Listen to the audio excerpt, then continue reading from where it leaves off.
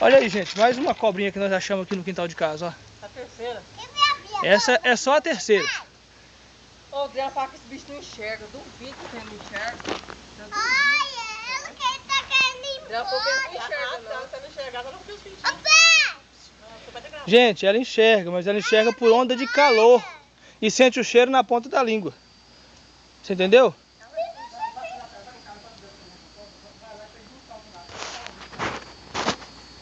Dá até pra tirar selfie, ó.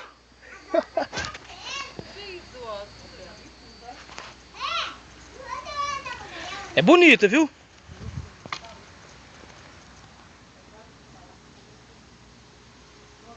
Não é pra sair pra fora, não. Ela vai fugir. Nossa, que legal. Olha o tamanho. Fugindo, Adriana. Olha, Adriana, olha. Olha isso. vai lá, vai. Que legal, velho. Deixa ela